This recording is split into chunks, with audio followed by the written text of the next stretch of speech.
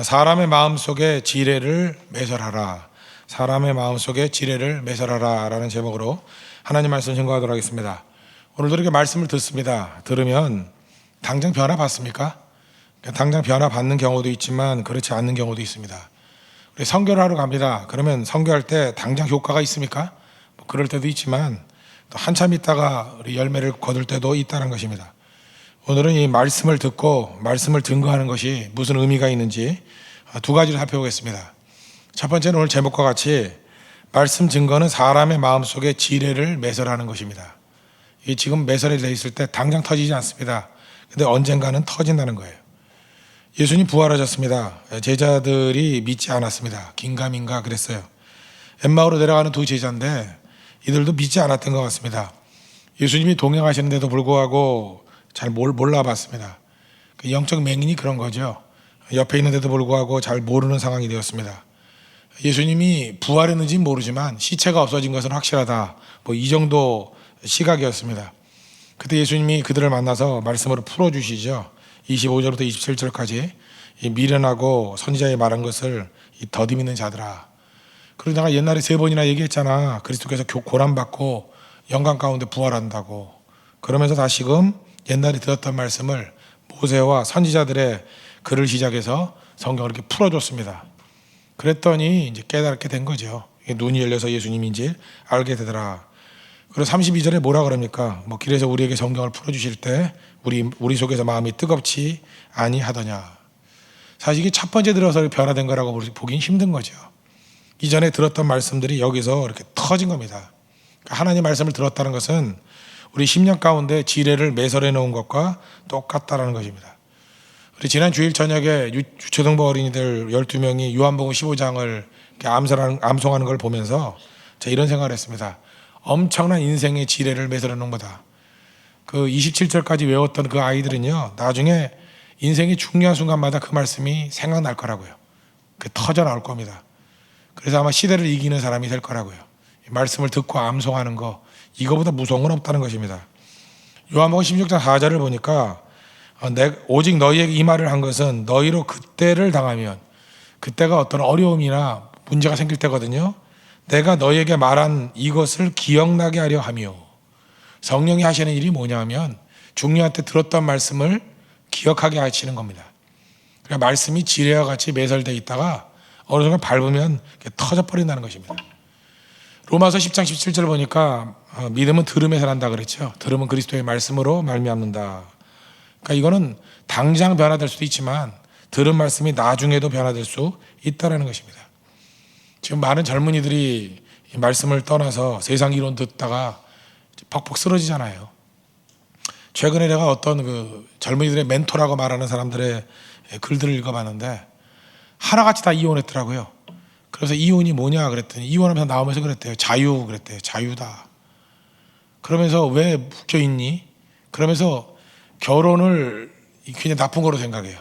그리고 이혼을 자유라고 생각하고 이혼하는 것을 마치 군대에서 제대해서 자유를 누리는 것과 똑같은 걸로 이렇게 유사하게 설명을 하고 그러면서 젊은이들이 그걸 또 열광을 하더라고요.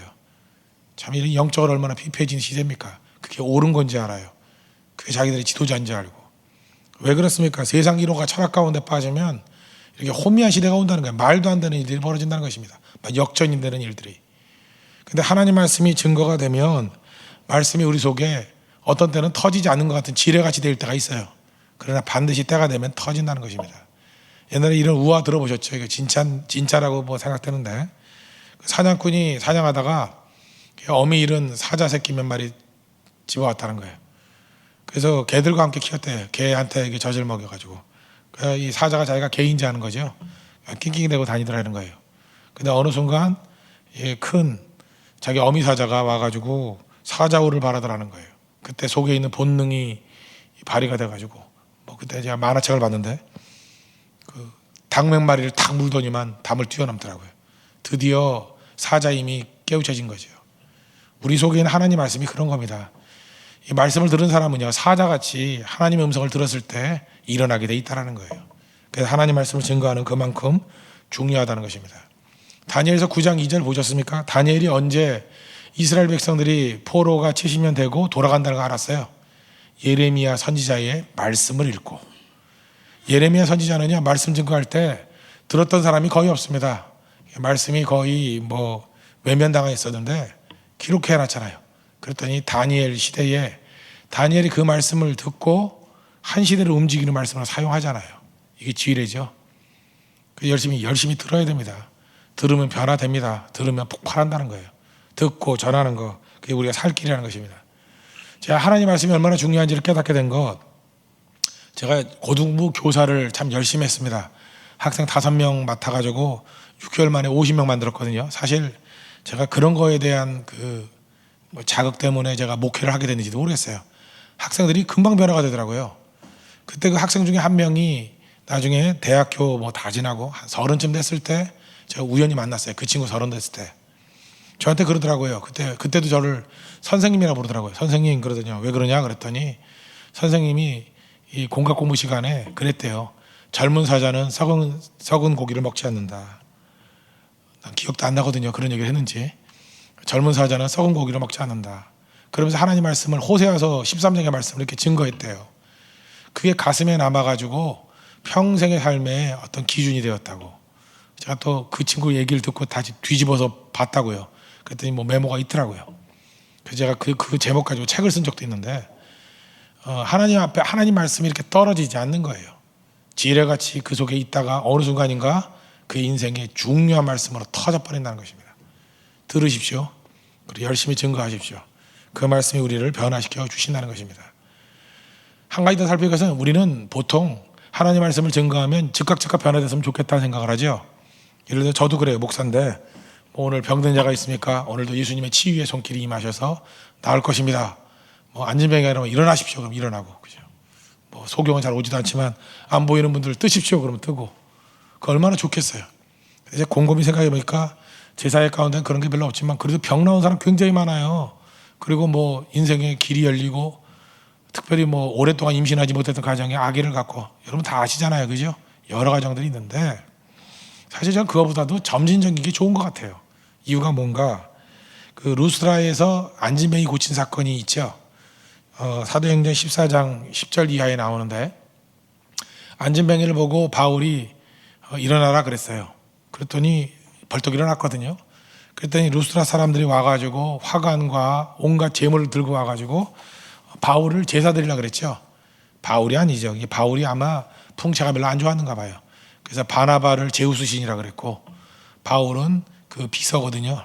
그 헤르메스, 여러분 좋아하는 가방 에르메스, 헤르메스라고 했어요. 옛날에 허메라 그랬는데 헤르메스.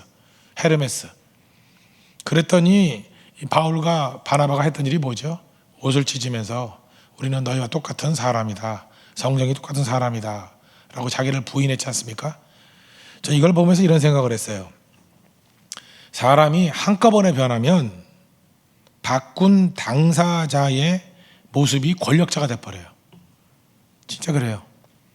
예를 들어 병을 고치잖아요. 그러면 고친 그 사람은 사실 하나님의 능력의 통로인데 그게 권력이 돼버려요. 너무 빨리빨리 돼버리면. 저도 그걸 여러 번 경험했어요. 이렇게 뭐가 빨리빨리 돼버리면 자기는 못 느끼는데 그게 권력이 돼버린다고. 그래서 타락할 가능성이 크고 넘어질 가능성이 커요. 그래서 하나님께서 정말로 주신 축복이 뭐냐 하면 서서히 되는 거예요. 누가 했는지도 모르고. 그래서 하나님만 바라보고 하나님 말씀만 붙들게 되는 것입니다. 그래서 하나님이 누굴 사용하시느냐? 주로 약한 자를 사용하셔요. 약한 자는 그 사람이 뭐가 나올 것 같은 느낌이 안 들거든요. 사람 잘 주목 안 하니까. 스타일 다 구긴 사람들 사용하신다고. 병든 사람 사용하신다고요. 그래야 하나님의 영광이 손상되지 않기 때문에. 우리도 하나님의 말씀을 증거할 때 연약할수록 더 열심히 증거할 수 있는 하나님의 종 되길 바랍니다. 그리고 너무 빠른 시간에는 뭘 하려고 그러지 말아요. 예를 들어서 눈에 띄는 게 별로 안 좋아요. 예를 들어서 뭐 이 교회는 누구 때문에 잘 되더라, 뭐 누가 뭐 헌신해서 그렇더라. 굉장히 위험한 거예요. 그게 권력화되기 시작하면 반드시 썩게 돼 있습니다. 우리 한 사람 한 사람이 이 바울과 바나바의 이 자세에 꼭 가져야 된다고 생각합니다. 내가 너무 지나치다 싶으면 빨리 자기를 인간 선언해야 돼요. 부인해버리고. 그리고 온전히 말씀만을 증거할 때 그것이 폭발력 있는 하나님의 말씀이 된다는 것입니다. 또 한 가지 살필 것은 말씀은 진보가 아니라 깊이만 있을 뿐이라는 거예요. 깊이. 우리는 약간 새로운 말씀 듣기를 원해요. 뭐 이렇게 독특한 말씀. 새로운 말을 자꾸만 증거하는 걸 이단이라 그럽니다. 이단. 그래서 모태신앙이 중요하다 그랬죠. 모태신앙은 미지근해 보이지만 어떤 이렇게 말씀을 듣다 보면 뭔가 이상해. 그럼 이상한 거예요. 찾지도 못해요. 뭐가 이상한지는. 맨날 이상해 그래요. 그러면 목회자한테 가보라고요. 반드시 잡아내요. 그죠? 그 정도 하면 된다는 것입니다. 우리는 자꾸만 진보 그러는데 말씀에 진보가 있어요. 말씀에는 깊이만 있을 뿐이에요. 자꾸만 새로운 거 찾았던 사람이 아테네 사람들이죠. 사도행전 17장 21절 보니까 가장 새로운 것을 말하는 것 듣는 것 외에는 시간을 낭비하지 않았대요. 잘난 게 아니라고 이게. 우리는 말씀을 보면서 깊어져야 되는 거예요. 지금부터 뭐 100년 전, 200년 전 사람들, 뭐 어떤 때 500년 전 사람들 깊었습니다. 왜 깊었을까요? 우리보다 바쁘지 않았기 때문에 그렇습니다. 우리보다 책이 많지 않았기 때문에 그래요. 제가 곰곰이 생각해 보니까 왜 깊이가 없냐? 너무 바빠서 그래요. 별로 할 일도 없으면서 되게 바빠요. 산만해져요. 그러니까 아무것도 못하는 거예요. 옛날에 책이 없었어요. 지금 아주 많은 책이 교보문고가 없었어요. 책이라 그래봐야 뭐 사서삼경 그 정도밖에 없죠. 성경책. 옛날 유교 하던 사람들은요 사서삼경 외웠다고요. 맹자 외우는데 6시간 걸려요. 그거 다 외웠다고요. 한 번쯤은. 그러니까 깊이가 있는 거죠. 우리도 마찬가지입니다. 너무 여러 거 잠깐 보려고 그러지 말고 성경 말씀 깊이 읽으십시오. 그죠? 자꾸만 읽어주면 깊어지는 거지 이게 진보가 되는 게 아니라고요. 또 우리 인생 가운데 체험이 있죠. 체험이 주는 능력이 무엇입니까? 깊어지는 거예요. 말씀 한 구절 붙들고 한 이틀 3일 묵상할 수 있다 그러면 그게 깊어지는 거라고요. 진보를 얘기하지 말고 깊어짐을 얘기할 수 있는 우리 하나님의 종 되기를 바랍니다. 우리 조은현의 생각의 고수의 생각법 그 책 한번 소개했었죠. 뭐 여러 번 소개했는데 마지막 챕터가 무엇이냐? 무엇이 생각을 방해하는가?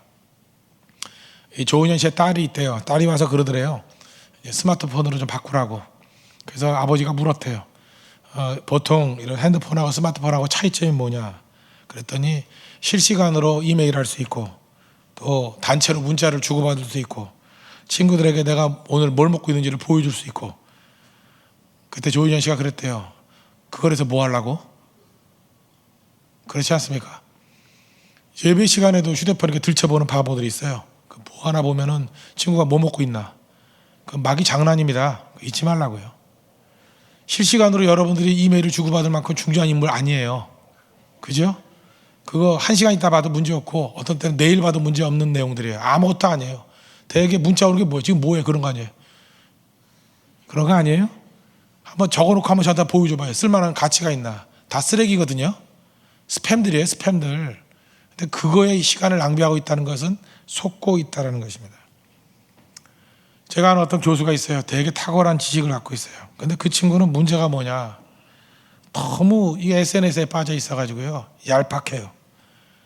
똑같은 내용을 내가 볼 때 한 하루만 묵상하면 엄청난 파워가 생길 건데 생각하면 10초가 안 돼서 써요. 그러니까 무슨 레고 같아요. 레고. 어린이들 놀고 있는 레고죠. 그 피렌체에 가면은 그 다윗상이 있지 않습니까? 그 동서남북으로 바라보면 다 모양이 다르다 그러잖아요. 그런 예술 작품이 나올 수 있는 사람인데 레고 집짓기 하고 있어요.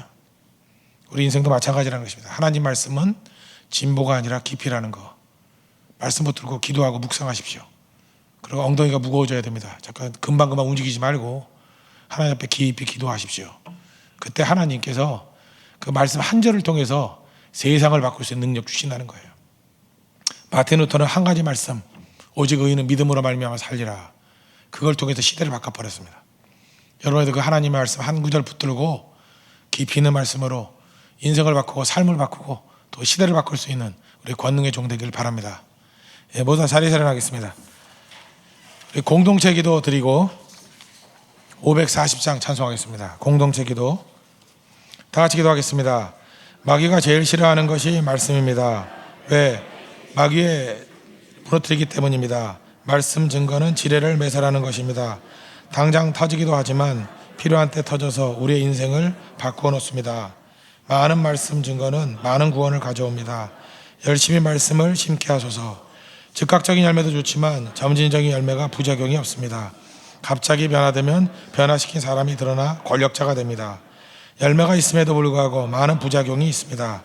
그러나 점진적인 변화는 변화자를 찾기가 힘듭니다. 오직 말씀만 남게 됩니다. 점진적 변화에 낙심치 않게 하소서. 말씀은 진보가 아니라 깊이만 있습니다. 바쁘게 살지 말고 이것저것 기웃거리지 말고 머무르게 하소서. 결핍이 오히려 우리에게 깊이를 줍니다. 약할 때 강함 주시는 주님을 의뢰합니다. 예수님의 이름으로 기도합니다. 아멘. 540장 찬송하겠습니다.